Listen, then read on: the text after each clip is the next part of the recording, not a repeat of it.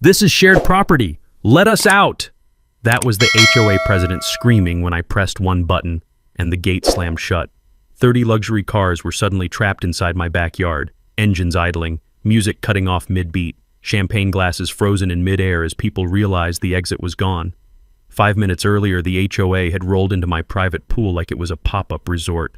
Phones out, live streaming, charging strangers money for exclusive access to a space I built for disabled kids. And right at the center of it all stood the HOA president, red-faced, pounding on the steel bars, still yelling that she owned the place. What the HOA didn't know was that every entrance to this property had just been reprogrammed under a brand new access system, and I still had full control of it. That was the moment their party turned into a problem they couldn't scream their way out of. What would you do if entitled neighbors invaded your sanctuary? Drop a comment below and tell me where you're watching from. Let me back up and tell you how a foster kid with nothing became the guy who could cage 30 socialites with the push of a button. I'm Dr. Marcus Stone, but everyone calls me Max, trauma surgeon at Metro General. The path here wasn't pretty. 12 different foster homes before I turned 18. Sleeping on garage floors, eating cereal for dinner, wearing hand-me-downs that never fit right. But here's what poverty teaches you. Nothing is guaranteed. Everything you get, you earn. Every meal, every roof, every chance at something better. So when I finally made it through medical school, working 3 jobs and sleeping in the hospital library, I promised myself something. I'd build a space where kids like me could feel safe. Not charity, not pity, just safe. That's why I spent $80,000 on a therapeutic pool. Not for myself. For kids with muscular dystrophy, cerebral palsy, spina bifida, children whose bodies fight them every day, who need warm water and gentle resistance to move without pain.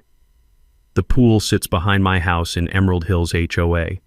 Beautiful neighborhood, old money, new money, and whatever category I fell into. Earned money, the kind that comes with scars.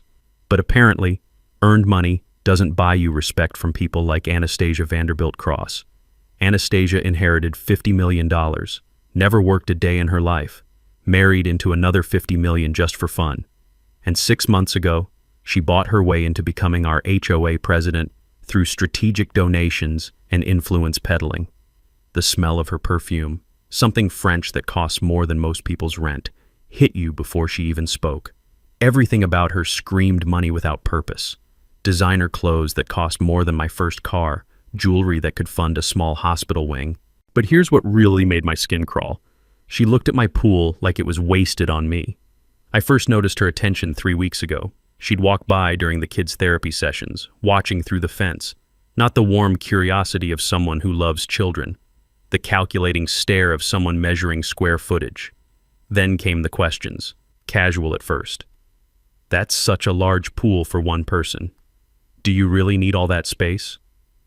Have you considered the community benefit of sharing such lovely amenities? The sound of her voice carried that particular tone rich people use when they want something. Sweet on the surface, poisonous underneath. Last week, she approached me directly. Marcus, darling, I've been thinking about neighborhood wellness initiatives. Your pool could be such a wonderful community resource. I explained about the therapy programs, the specialized equipment, the insurance requirements, the fact that it was, my private property. She laughed, actually laughed. Oh, sweetie, beautiful spaces belong to beautiful people. Surely someone with your background understands the importance of sharing with those who can truly appreciate luxury. The taste of old rage filled my mouth, the same flavor I'd swallowed in 12 different foster homes when adults decided what was mine wasn't really mine. But I stayed calm, surgical calm. It's not for sharing, Anastasia. It's for healing. How wonderfully noble, she said, already dismissing me. We'll see about that. And that's when I should have known this woman was about to turn my sanctuary into a war zone. 3 days later, I found out exactly what "we'll see about that" meant. I'd been at the hospital for 16 hours straight. 3 trauma cases, including a 10-year-old hit by a drunk driver. The kind of day that reminds you why you became a doctor and why every muscle in your body wants to quit. I pulled into my driveway at 2 a.m., still wearing surgical scrubs, and heard music coming from my backyard. Not just any music. a full-string quartet playing Brahms while 30 people in evening wear sipped champagne around my therapeutic pool. The smell of truffle oil and expensive wine mixed with the chlorine I carefully balanced for children's sensitive skin. Crystal stemware floated in the water like luxurious pollution, disrupting the filtration system I maintained for kids who couldn't afford contamination. But that wasn't the worst part. Anastasia had turned my sanctuary into a business. A professional catering staff served hors d'oeuvres. A bartender mixed drinks at a floating bar anchored to my pool's shallow end, and a sign by the gate read, "Exclusive Aquatic Experience, $750 per person." I walked over to Anastasia, who was holding court near the diving board where little Sarah practiced her water therapy 3 times a week. "What the hell is this?" She turned, and for a split second, I saw genuine surprise in her eyes, like she'd forgotten this was my property. "Marcus, how wonderful, I was hoping you'd join us." She gestured grandly at the chaos. "Welcome to our inaugural community wellness soiree. This isn't community anything, this is my private pool." The laughter that escaped her lips sounded like breaking crystal. "Oh, darling, don't be silly. This is clearly an underutilized community resource. Look how much joy it's bringing to everyone." She reached into her purse and pulled out a $20 bill. "Here's a little something for your trouble. Thanks for being so accommodating to your betters." The paper felt like acid in my palm. $20. For my $80,000 therapeutic pool. From someone who probably spent more than that on her manicure. I'd read somewhere that property liability insurance gets voided the moment you allow unauthorized commercial use. One slip, one injury during Anastasia's party, and I could lose everything. The house, the pool, my ability to help kids who needed it most. "You need to leave, now, all of you." Anastasia's smile never wavered. "I don't think so, sweetie. You see, I've done my research." She produced a folder from somewhere. HOA bylaws clearly state that private amenities can be utilized for community benefit during emergency situations. What emergency? Neighborhood wellness crisis, obviously. So many residents lacking access to proper recreational facilities. It's practically a public health emergency. I looked around at 30 people who collectively owned more wealth than some small countries, sipping champagne that cost more per bottle than my monthly mortgage payment. These people aren't lacking recreational facilities. That's not for you to decide. Anastasia's voice gained an edge. I'm the HOA president, elected to make decisions for community welfare, and I've decided that this space serves the greater good. The conversation had attracted attention. Other guests gathered around and I could see phones coming out. Nothing rich people love more than recording conflict for their social media feeds. Besides, Anastasia continued, her voice carrying now, beautiful spaces belong to beautiful people. Surely someone with your background understands that some things are simply beyond your proper stewardship. There it was, the real reason. Not community wellness or neighborhood benefit, just the simple belief that poor kids don't deserve beautiful things. But here's what Anastasia didn't know. While she was explaining my unworthiness to her audience, I'd noticed something. She wasn't just hosting one party, she was taking reservations. I overheard her on the phone with someone. "Yes, darling, we can accommodate your group next month. Same price point. The aquatic experience has been such a success." This wasn't impulse or entitlement, this was business. She was literally monetizing my property, turning my kids' therapy space into her personal revenue stream. And she'd just made the mistake of doing it in front of witnesses. The next morning brought consequences I hadn't expected. My phone rang at 6 a.m. Dr. Richards, chief of staff at Metro General, his voice tight with concern. "Max, I need to ask you about some calls we've been receiving." "What kind of calls?" "Concerned citizens, reporting that one of our surgeons is being difficult about community cooperation. Something about refusing to share medical facilities with disabled children." The twisting in my stomach felt familiar. Foster care familiar. Adults deciding your story without asking for your version. "Sir, that's not what..." "I'm not saying I believe it, Max. I'm saying we need to address it before it becomes a problem. Hospital board doesn't like controversy." After I hung up, I found 3 voicemails from the HOA management company. Anastasia had filed a formal complaint against me for community obstruction and antisocial behavior. The complaint was a masterpiece of manipulation. According to her version, I was a bitter, antisocial doctor who refused to allow disabled children from the neighborhood to access my underutilized private amenities. The therapeutic pool became evidence of my selfishness, not my generosity. She'd also included photos. Me confronting her at 2 a.m. in surgical scrubs, looking exhausted and angry. Her guests, well-dressed and smiling, being denied access to community wellness resources. Context, apparently, was optional. By noon, I had 17 missed calls from neighbors. The Nextdoor app exploded with posts about my hostility toward community building and suspicious behavior toward families with disabled children. The smell of manipulation hung in the air like smoke from a house fire. Everything true, but twisted until it suffocated the actual truth. But Anastasia wasn't done. At 3 p.m., she knocked on my door with 2 HOA board members and a folder thick enough to choke a horse. "Marcus, we need to discuss your compliance with community standards." The board members looked uncomfortable. Jim Patterson owned the auto shop, good guy, honest work. Michelle Torres taught high school math, neither of them comfortable with whatever script Anastasia had prepared.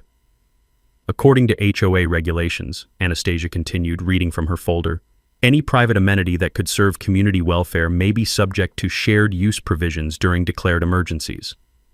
What emergency? I've declared a neighborhood wellness emergency. Too many families lack access to therapeutic recreational facilities. She smiled like she'd solved world hunger. Your pool represents the perfect solution.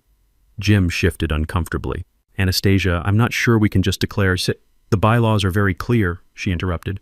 Emergency powers allow for temporary community use of private amenities when public welfare is at stake. I studied the document she'd handed me. Dense legal language, multiple amendments, official-looking signatures, but something felt wrong. The formatting was inconsistent. Some signatures looked newer than others. That's when I remembered something my property attorney mentioned during the home purchase. The original HOA documents should be filed with the county, public record. I'd like to see the original bylaws, I said. Anastasia's smile faltered for just a second. These are the current bylaws, as amended by the board. When were they amended? Recently, after careful deliberation about community needs. How recently? The pause lasted too long. Jim noticed it too, and Michelle was studying the document with a math teacher's eye for inconsistencies. That's not really relevant, Anastasia said finally. What matters is current policy. But I'd already seen what I needed to see. The amendments weren't just recent, they were rushed, sloppy, desperate. Which meant somewhere in the county records office was documentation that would tell a very different story about HOA emergency powers and community use provisions. I'll need to review this with my attorney, I told them. Of course, Anastasia said sweetly. But please understand, the emergency declaration is already in effect. We'll be resuming community wellness activities this weekend. After they left, I called my property lawyer. David Tatum had handled my home purchase, a sharp guy who specialized in HOA disputes.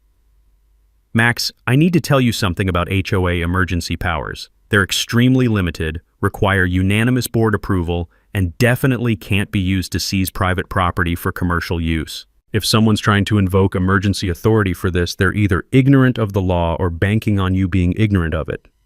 That night, I drove to the county records office website and requested copies of the original Emerald Hills HOA documents. Filed in 1995, 28 years of amendments all carefully documented. I also started making phone calls. Other homeowners in the neighborhood. Quiet conversations about their experiences with Anastasia's community initiatives. What I found made my blood run cold. She'd tried this before, 3 times. Robert Tatum's tennis court became a community sports facility for 6 months until he moved away. Lisa Martinez's workshop space got shared for neighborhood craft classes until she couldn't afford the insurance liability. David Kim's garden became community green space until he sold his house. Each time, Anastasia used the same playbook. Emergency declarations, community welfare, social pressure, and eventually financial pressure until people gave up. But here's what she didn't know. Those families had moved. I wasn't moving. And unlike them, I had something she couldn't touch. Medical ethics training, surgical precision, and the absolute certainty that sometimes the right thing to do is cut out the cancer before it spreads. 3 days later, Anastasia escalated beyond HOA politics into something that felt like warfare. I was reviewing patient files when my phone rang. The caller ID showed a number I didn't recognize, but the voice was familiar. "Dr. Stone, this is Janet Walsh from the State Medical Board. We've received a complaint regarding your fitness for practice." My stomach dropped into my shoes. The State Medical Board doesn't call unless something serious has landed on their desk. What kind of complaint? Allegations of unstable behavior, inappropriate conduct with minors, and potential substance abuse. The complaint suggests you've been behaving erratically in your community, creating unsafe situations around children, and showing signs of professional impairment. The taste of bile filled my mouth. Anastasia hadn't just gone after my property, she'd gone after my medical license. "Ma'am, I can assure you these allegations are completely false. I believe this is related to a civil dispute with my HOA president." "That may be, doctor, but we're required to investigate. You'll receive formal notification this week and we'll need to schedule an interview." After I hung up, I sat in my car in the hospital parking lot for 20 minutes trying to process what had just happened. Anastasia had found the one weapon that could destroy everything I'd built, attack my medical career, and the house goes, the pool goes, and the kids lose their safe space forever. But she wasn't finished. That evening, I found a notice taped to my front door. "Emergency HOA assessment, $2,000 due within 10 days for community wellness infrastructure development." $2,000 for improvements to property I didn't approve, for amenities I didn't want, to fund parties I'd specifically forbidden. The notice included a breakdown that would have been funny if it weren't devastating. Pool area safety upgrades, $500. Community access pathway construction, $800. Emergency wellness equipment, $700. Translation: they were billing me to modify my own property for other people's use. I called David Tatum immediately.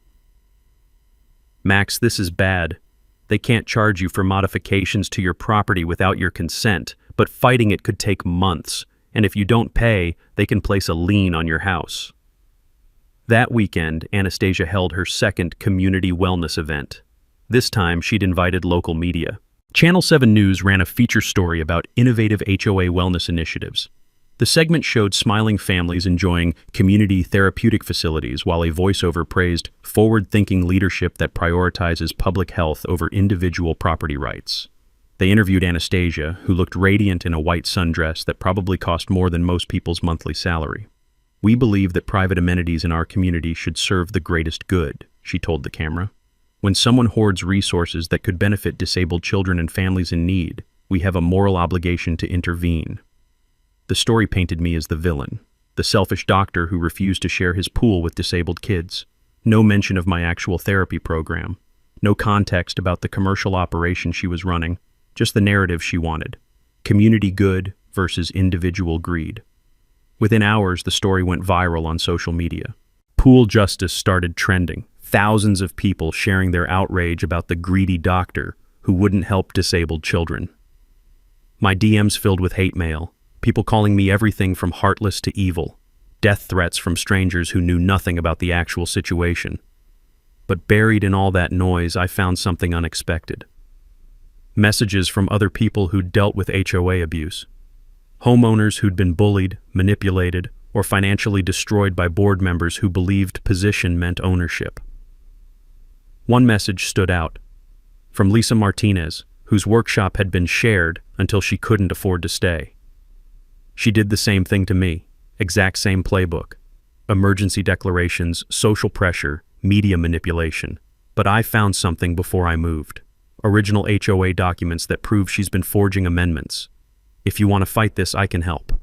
That night, I met Lisa at a coffee shop 20 minutes away from Emerald Hills. She brought a box of documents that told a story even worse than I'd imagined.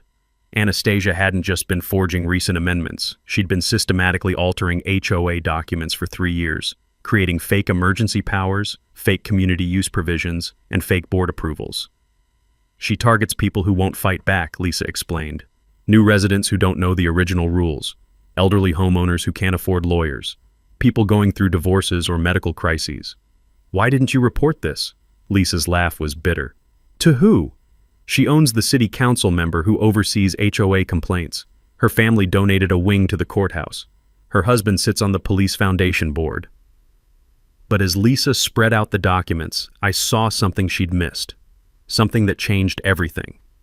The original 1995 HOA charter included a provision she hadn't noticed. Any amendments to community use policies required not just board approval, but approval from affected property owners. Every single one of Anastasia's fake amendments was automatically invalid. More than that, the original documents explicitly stated that private residential amenities remained exclusively private property, regardless of community benefit. Anastasia hadn't just been lying about her authority, she'd been committing fraud, multiple felonies, for 3 years, and I had the evidence to prove it. Monday morning, I walked into David Tatum's law office carrying Lisa's box of documents and a recording device that had been running during every conversation with Anastasia. "David, I need you to see something." For 2 hours, we spread documents across his conference table like pieces of a jigsaw puzzle depicting systematic fraud. The original 1995 HOA charter, Anastasia's forged amendments, bank records showing unauthorized assessments, insurance policies that had been canceled without homeowner notification. "Jesus Christ, Max!" David's voice carried the particular tone lawyers use when they realize they're looking at criminal activity. "This isn't just HOA overreach. This is organized fraud." The picture that emerged was worse than I'd imagined. Anastasia had been running a sophisticated scam for 3 years, targeting 8 homeowners across 3 different HOA communities. Her method was precise: move into upscale neighborhoods, buy her way onto HOA boards through donations and influence, then systematically appropriate private amenities for commercial use. Tennis courts became community sports facilities. Home workshops became shared maker spaces. Private pools became therapeutic wellness centers. Each time she collected membership fees, event charges, and rental income from properties she didn't own, using forged documents to claim legal authority she didn't have. "Look at this," David said, pointing to a spreadsheet Lisa had compiled. "She's generated over $300,000 in revenue from stolen amenities over 3 years. But the financial fraud was just the beginning. The insurance records showed something even more damaging. Anastasia had been canceling homeowners' liability policies without their knowledge, replacing them with commercial policies that didn't cover the actual property owners. If anyone had been injured at one of her events, the homeowner would have been personally liable for millions in damages while their insurance company denied coverage," David explained. She was literally destroying people's financial futures for party money. The state medical board complaint made sense now too. It wasn't just harassment, it was part of a pattern. When homeowners resisted her takeovers, Anastasia would attack their professional reputations, their credit ratings, their family relationships. She destroyed Robert Tatum's engineering consulting business with fake safety complaints, Lisa had told me, cost him 6 figures in lost contracts before he gave up and moved. But as David and I studied the documents, we found something else, something that changed the entire power dynamic. Anastasia had made a critical mistake. In her rush to legitimize the pool takeover, she'd filed forged HOA amendments with the county records office. Not just internal HOA documents, but official legal filings that carried felony penalties for fraud. "This is federal wire fraud territory," David said, pulling up U.S. code on his computer, using electronic communications to perpetrate organized fraud schemes across state lines. She's facing potential RICO charges. RICO, Racketeering, Influenced, and Corrupt Organizations Act. The kind of charges usually reserved for organized crime families. "How sure are you about the evidence?" I asked. "Document fraud, wire fraud, racketeering, tax evasion. She's been reporting this income on her taxes as HOA management consulting. But there's more." David had made some phone calls that morning. To the state attorney general's office, to the FBI's white-collar crime division, to investigative journalists who specialized in municipal corruption. "The federal investigation started 6 months ago," he told me. "Anonymous tips from other victims. They've been building a case, waiting for the right moment to move." What does that mean for me? It means you're not fighting Anastasia anymore. You're helping the federal government take down a criminal enterprise. That afternoon, I got a call from Agent Sarah Mitchell, FBI Financial Crimes Division. "Dr. Stone, we understand you're experiencing difficulties with Anastasia Vanderbilt Cross. We'd like to discuss how you might assist our ongoing investigation." We met at a nondescript coffee shop, and Agent Mitchell explained the scope of what they'd uncovered. 12 homeowners across 4 states, over $500,000 in fraudulent revenue, bribery of municipal officials, conspiracy to commit insurance fraud. She's gotten away with this because she targets people who can't fight back effectively, Mitchell explained. Elderly homeowners who don't understand their rights, immigrants who fear authority, people going through personal crises. Why me then? I can afford lawyers. Because you're the first person she's targeted who has both the resources to fight back and the community standing to expose her publicly. Your medical reputation gives you credibility she can't attack successfully. Agent Mitchell slid a document across the table. We'd like to ask for your cooperation in a controlled operation. Let her proceed with her planned events while we document everything. Give us the evidence we need for ironclad federal charges. The thought of watching Anastasia continue to destroy my sanctuary while federal agents built their case made my stomach turn. But then I thought about Robert Tatum's lost business, Lisa Martinez's forced move, all the other families who'd been destroyed by this woman's greed. What do you need me to do? Just keep being yourself. But when she calls her next community event, we'll be watching and recording and building the case that puts her away for 20 years. For the first time in weeks, I smiled. The next 2 weeks transformed my property into something that would have made Tony Stark proud. Agent Mitchell connected me with a security company that specialized in federal investigations. Within 3 days, my entire property was wired with cameras that could read license plates from 100 yards away and microphones sensitive enough to pick up whispered conversations by the pool. But the real masterpiece was the gate system. Commercial-grade electronic locks with individual vehicle tracking, explained Marcus Thompson, the lead technician. Each car gets tagged when it enters. RFID sensors monitor every vehicle location. And here's the beautiful part. You can selectively lock individual cars while letting others pass freely. The system used remote-controlled bollards that rose from the ground at multiple exit points. Once activated, they created an impenetrable barrier that could contain dozens of vehicles without affecting foot traffic. It's the same technology used to secure federal buildings, Thompson continued, but designed for residential properties with security concerns. The installation was invisible. Hidden bollards, concealed sensors, cameras that looked like landscape lighting. From the outside, my property looked exactly the same, but underneath, it had become a precision trap. I'd learned something important during my years in trauma surgery. The most effective interventions look effortless from the outside, but underneath, they're supported by layers of preparation, backup systems, and contingency plans that account for every possible variable. David Tatum had been building our legal strategy with the same surgical precision. 8 victim homeowners agreed to coordinate testimony. Original HOA documents were certified by 3 independent document examiners. Financial records were analyzed by forensic accountants who specialized in fraud cases. The beauty of Anastasia's scheme is also its weakness, David explained. She's been so systematic that the evidence trail is undeniable. Every forged document, every fraudulent assessment, every fake emergency declaration is meticulously documented. The financial calculation was staggering. Across all victims, Anastasia had generated $847,000 in fraudulent revenue while causing over $3 million in damages to homeowners who'd been forced to sell, relocate, or rebuild their businesses. In federal court, we're looking at treble damages plus punitive awards, David continued. She could be personally liable for over $7 million in civil judgments, assuming she has any assets left after criminal forfeiture. But the real ammunition came from an unexpected source. Dr. Emily Rodriguez, a forensic psychiatrist who specialized in white-collar crime. Anastasia exhibits classic psychopathic traits, Dr. Rodriguez explained during our consultation. Grandiose sense of self-worth, lack of empathy, parasitic lifestyle, pathological lying. But more importantly, she shows escalating behavior patterns typical of serial offenders. What does that mean practically? She can't stop. The fraud isn't just about money, it's about power and control, which means she'll keep escalating until she's either stopped by force or destroys herself through overreach. Rodriguez was right. 2 days later, Anastasia announced her biggest event yet, the Midsummer Aquatic Wellness Gala.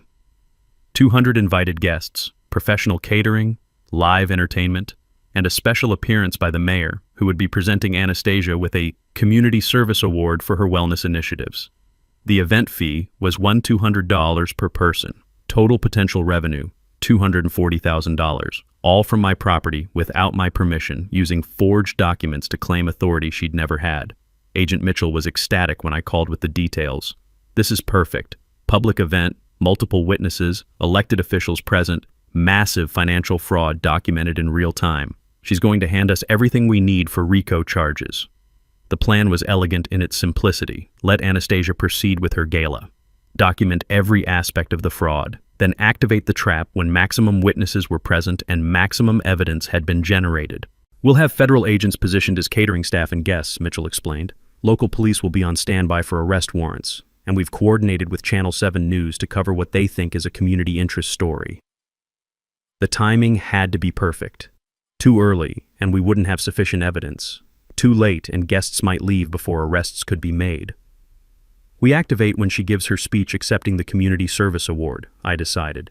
Maximum audience, maximum arrogance, maximum evidence of fraud, captured on live television. 3 days before the event, I got the final pieces of equipment. A remote control device that looked like a garage door opener, but controlled the entire security system. One button to lock all exit points, another button to activate recording devices, a third button to signal federal agents. I also received something unexpected. A letter from Sarah Martinez, the 8-year-old with muscular dystrophy who'd been using my pool for therapy twice a week. Dr. Max, she'd written in careful second-grade handwriting, thank you for helping me swim. My legs don't hurt in your pool. I hope the mean lady doesn't take it away. The letter reminded me why this fight mattered. It wasn't about my property rights or Anastasia's fraud.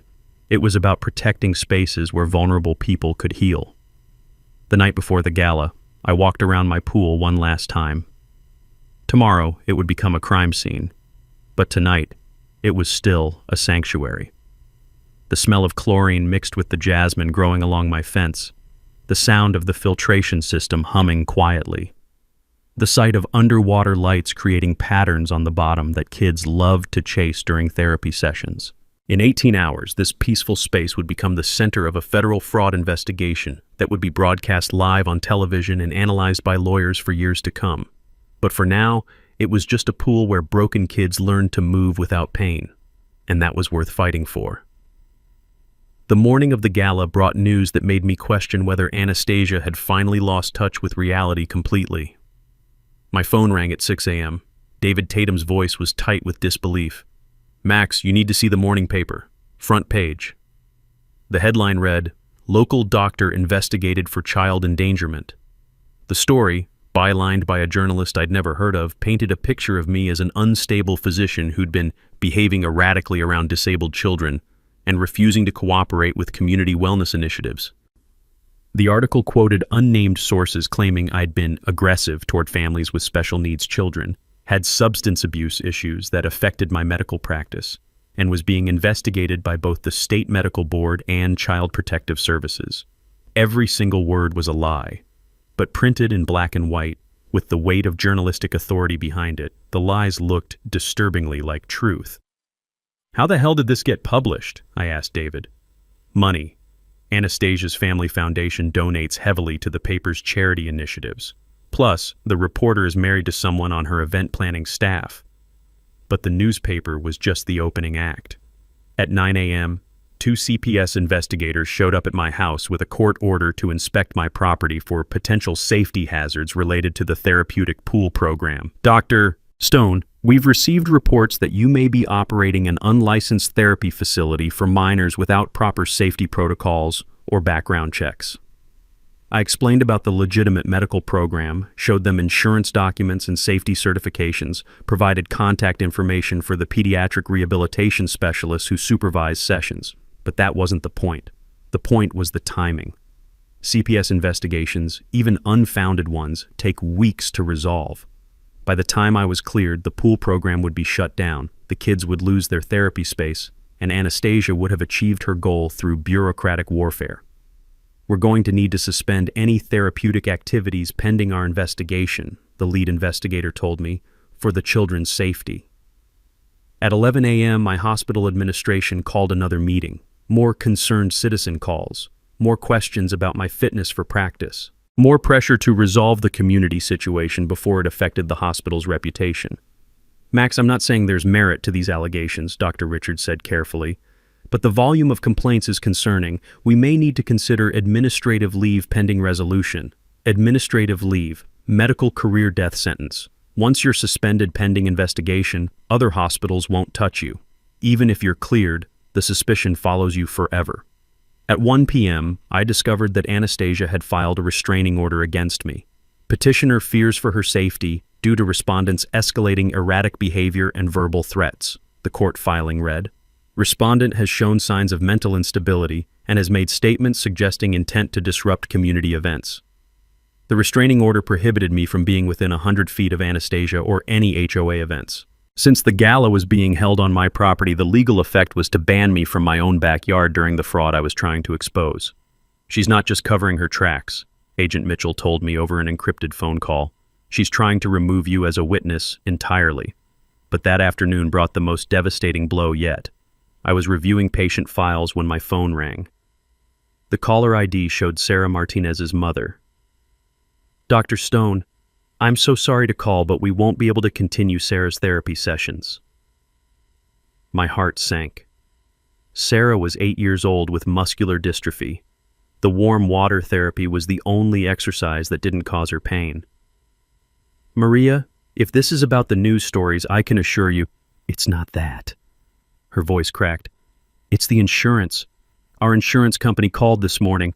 They said therapy at your facility is no longer covered because you're operating without proper licensing. Anastasia hadn't just attacked me professionally and legally. She'd gone after my patients by manipulating their insurance coverage. How many families got that call?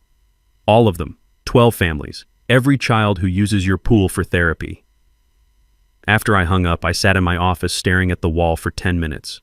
12 kids with disabilities, losing their therapy space because a trust fund psychopath wanted to throw parties in my backyard. The taste of rage was familiar now, the metallic flavor that filled my mouth every time Anastasia found a new way to hurt vulnerable people for her own benefit. But this time, the rage came with something else. Clarity. I called Agent Mitchell back. The restraining order, the CPS investigation, the insurance manipulation, she's not just trying to silence me, she's eliminating evidence. If I can't access my property and the kids can't use the pool, there's no proof of the legitimate medical program she's destroying. That's exactly right, and it's also exactly the kind of obstruction of justice that adds years to federal sentences. What do? We let her think she's won. The restraining order actually works in our favor. You'll be safely away from the property when we execute arrests. No chance of you being caught in the crossfire. That evening, I drove past my house to see the gala setup in progress. Professional catering trucks, staging equipment, security personnel. A red carpet leading from the street to my pool area. Valet parking stations set up on my driveway. My sanctuary had been transformed into a crime scene that didn't know it was a crime scene yet. But hidden in landscape lighting and underground bollards, federal surveillance equipment was capturing every detail. Every fraudulent transaction, every forged document presented to guests, every moment of criminal conspiracy happening in real time. The smell of expensive catering mixed with pool chemicals carried on the evening air. Soon, that smell would be joined by the scent of justice being served ice cold. In 6 hours, Anastasia Vanderbilt Cross would discover what happens when you steal from the wrong foster kid. The final 12 hours before the gala played out like watching a master criminal choreograph her own destruction. At 6 a.m., my security cameras captured Anastasia arriving with a professional film crew. Not just for documentation, for marketing, she was creating promotional materials for her next fraud expansion. Welcome to the Vanderbilt Cross Community Wellness Initiative, she told the camera, gesturing grandly at my pool. Today we celebrate the transformation of private luxury into community benefit. The irony was perfect. She was literally filming a confession. Agent Mitchell called with an update that made the morning even more surreal. She's pre-sold memberships to the pool program. 200 annual memberships at $3,000 each. She collected $600,000 in advance fees for access to property she doesn't own. $600,000, stolen from people who thought they were investing in community wellness. It gets worse, Mitchell continued. She's franchising the model. 3 other HOA boards in different states have paid her consulting fees to implement similar community asset optimization programs in their neighborhoods. Anastasia hadn't just created a fraud scheme, she'd created a fraud business model. At 10 a.m., I watched through hidden cameras as she conducted a final walkthrough with someone who introduced himself as a community development specialist from the governor's office. Mrs. Vanderbilt Cross, this initiative represents exactly the kind of innovative public-private partnership our administration wants to promote statewide, the official said. I called Agent Mitchell immediately. Please tell me the governor's office isn't actually endorsing this. They're not. The guy's an actor she hired to play a state official. She's creating fake government endorsements to legitimize the fraud. Impersonating a government official. That was a new federal felony to add to the list. By noon, guests were arriving for what they believed was a legitimate community celebration. The mayor's car pulled up at 12:30, followed by city council members, local business leaders, and media representatives. These weren't criminals. They were good people who'd been manipulated into unknowingly participating in a massive fraud scheme. At 1 p.m., I received a call that changed everything. Dr. Stone, this is Judge Patricia Hawkins. I signed the restraining order against you yesterday, and I need to inform you that it's been vacated. Vacated?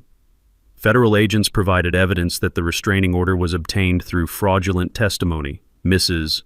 Vanderbilt Cross is currently being sought for questioning on federal charges.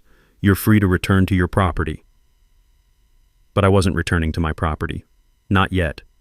Agent Mitchell had been clear. I needed to be safely away when arrests were made to avoid any appearance of vigilante justice. Instead, I drove to the coffee shop 2 miles away and watched the gala coverage on Channel 7 News. We're here at the beautiful Emerald Hills community for what organizers call a groundbreaking celebration of public-private cooperation, the reporter announced, standing next to my pool. Today's event showcases how private amenities can be transformed into community resources that benefit everyone. The camera panned across my backyard, showing 200 elegantly dressed guests mingling around the therapeutic pool where kids with muscular dystrophy had learned to move without pain just weeks before. At 2:30 p.m., the mayor took the microphone to present Anastasia with her Community Service Award. Anastasia Vanderbilt Cross represents the very best of civic leadership, he announced. Her vision of shared community resources and inclusive wellness initiatives sets an example for municipalities nationwide. Anastasia approached the microphone wearing a white designer gown that probably cost more than most people's cars. The cameras zoomed in as she accepted a crystal award engraved with Outstanding Community Service, 2023. Thank you so much for this incredible honor, she began, her voice carrying across my backyard through speakers positioned around the pool. Today represents the triumph of community cooperation over individual selfishness. She paused for applause, smiling radiantly as 200 people celebrated her theft of my property. Too many people believe that private ownership means the right to hoard resources that could benefit everyone, she continued. But true community leaders understand that beautiful spaces belong to beautiful people, and beautiful people share. The crowd applauded again. The cameras recorded every word, and federal agents wearing catering uniforms moved into position around the perimeter. That's why I'm so excited to announce the expansion of our community wellness initiative to 12 additional neighborhoods across 3 states, Anastasia proclaimed. By this time next year, we'll have transformed dozens of private amenities into shared community resources. She was literally announcing her criminal conspiracy on live television. At 2:45 p.m., my phone buzzed with a text from Agent Mitchell. All units in position. Execute in 60 seconds. I watched through the coffee shop window as unmarked federal vehicles moved into position around my neighborhood. Inside the gala, agents disguised as staff and guests checked their positions. At 2:46 p.m., I pressed a button on the device that looked like a garage door opener. Hidden bollards rose from the ground at every exit point. 37 luxury vehicles were suddenly trapped inside my property with no means of escape. And Anastasia Vanderbilt Cross was about to learn what happens when you steal from someone who fights back. At 2:47 p.m., chaos erupted in paradise. The first indication something was wrong came from the valet parking area. Cars that had been casually positioned for easy exit were now blocked by steel bollards that had risen from the ground like mechanical flowers. Ladies and gentlemen, I heard through my security feed as Agent Mitchell's voice came through hidden speakers. This is the Federal Bureau of Investigation. This property is now a crime scene. Please remain calm and follow instructions from federal agents.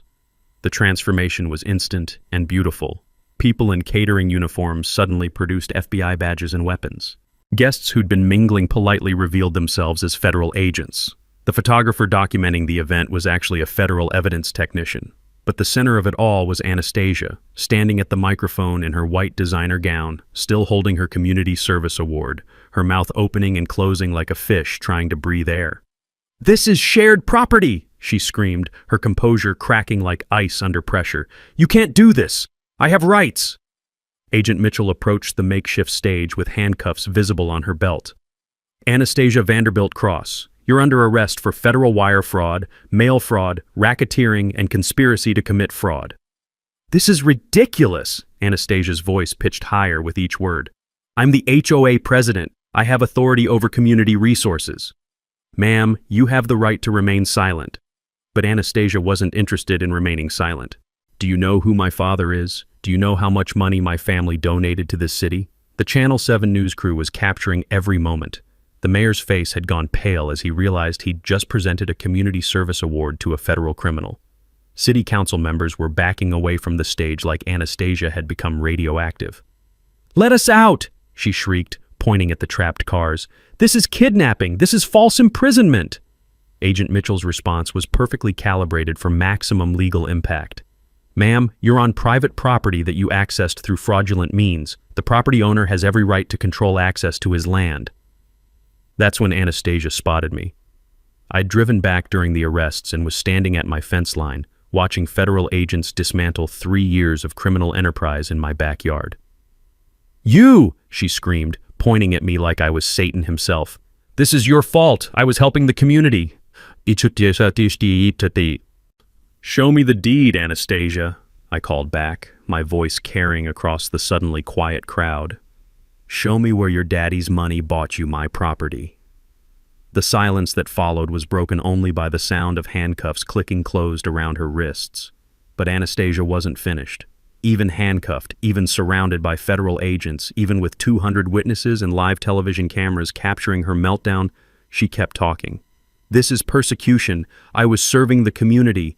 Beautiful spaces belong to beautiful people. You're all making a terrible mistake." Agent Mitchell began reading additional charges. "You're also under arrest for impersonating a federal official, obstruction of justice, and violation of federal wire fraud statutes. Additional charges are pending." "Impersonating? I never impersonated anyone."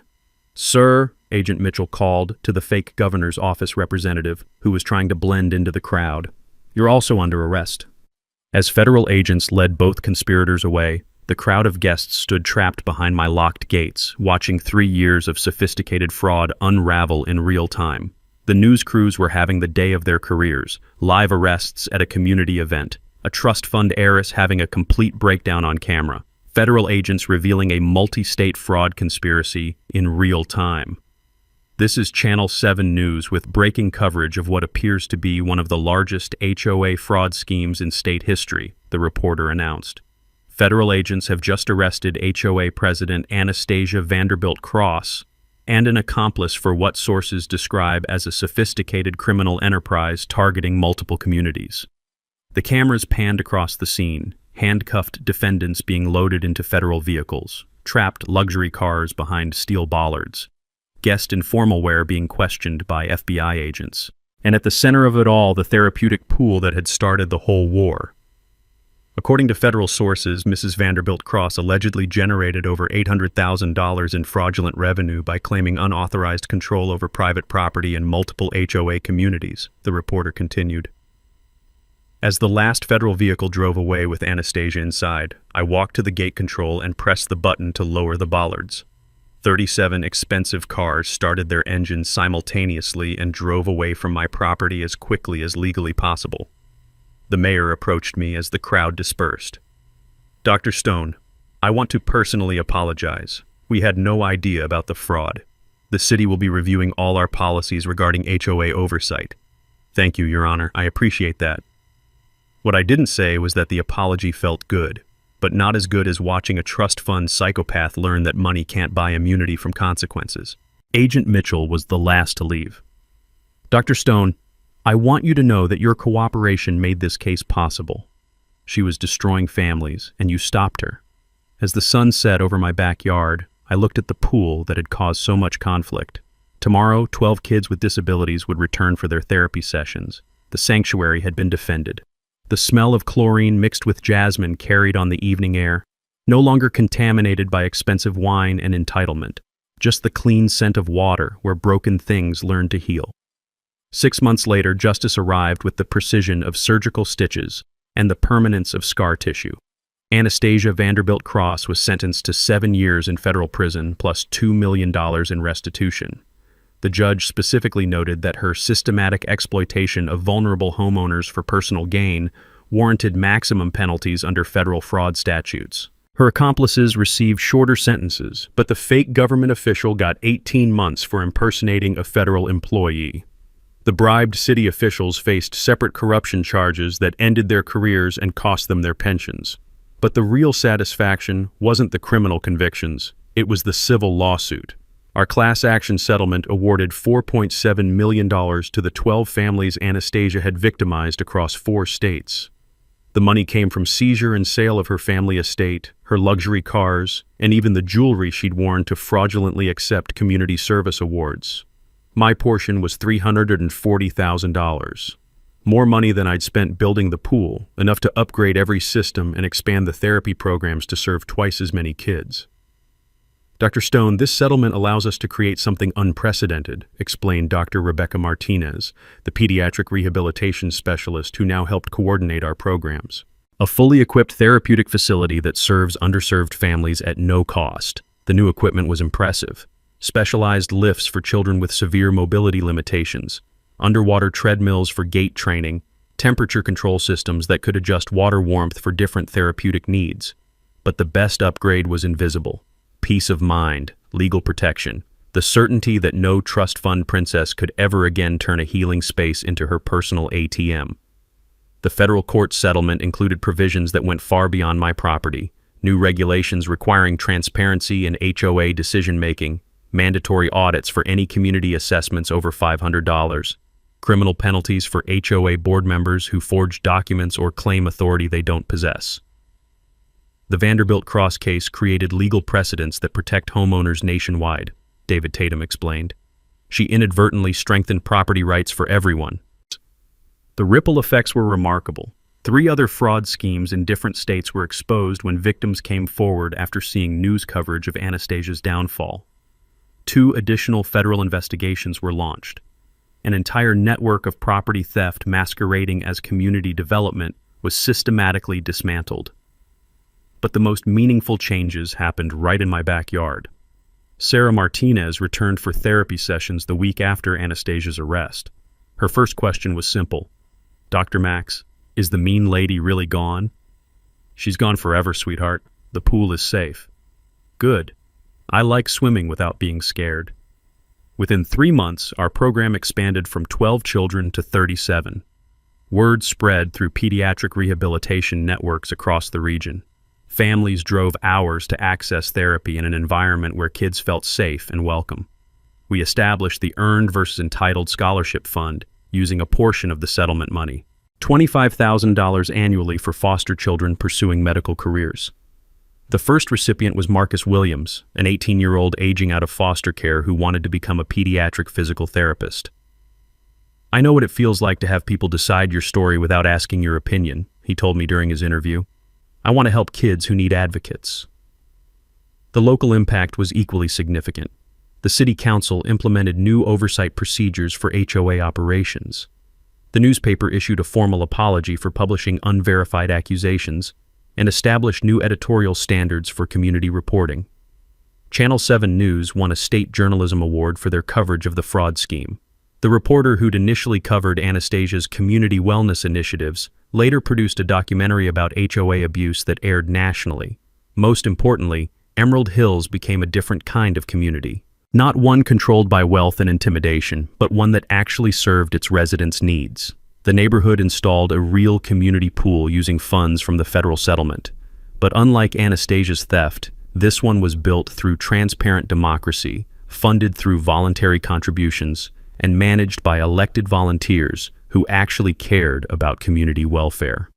18 months after the arrests, I stood by my pool watching Sarah Martinez practice swimming strokes that would have been impossible before therapy.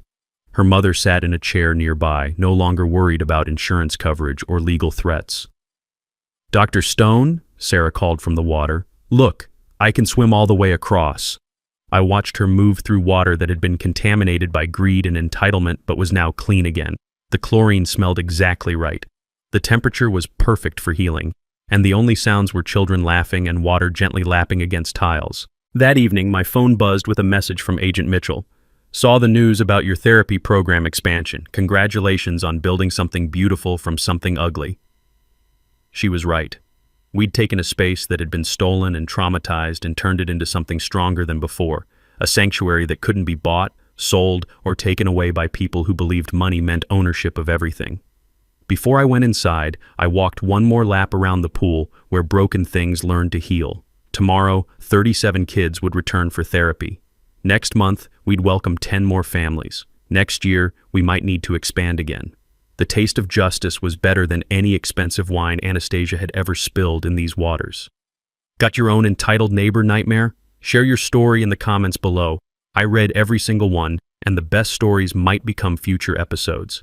And if you want to see more trust fund parasites get what they deserve, hit that subscribe button and ring the notification bell, because we're just getting started with these takedowns. Thanks for hanging out with us on HOA Stories, where the HOA Karens meet their match.